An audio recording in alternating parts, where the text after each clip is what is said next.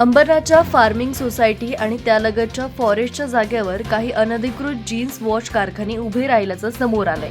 या कारखान्यांना काही भूमाफियांनी चक्क सरकारी जागा परस्पर भाड्याने दिल्या असून याकडे सरकारी यंत्रणांनी मात्र कानाडोळा केलाय। अंबरनाथमधील लोकनगरी ते बारकोपाडा रस्त्याला लागून फॉरेस्टची जागा आहे, तसंच पूर्वेतील स्मशानभूमीच्या मागेही फॉरेस्ट आणि फार्मिंग सोसायटीची जागा आहे।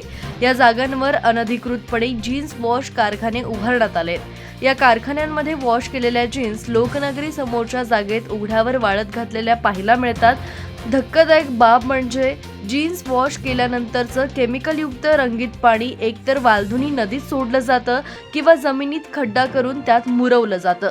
यामुळे आता लोकांच्या बोरिंगला सुद्धा दुर्गंधीयुक्त पाणी येऊ लागलंय। त्यामुळे नदी नाल्यांसोबतच जमिनीच्या पोटातलं पाणीही नासवणाऱ्या या प्रदूषणकारी जीन्स वॉश कारखान्यांवर आता सरकारी यंत्रणांनी कारवाई करण्याची गरज व्यक्त होतीये।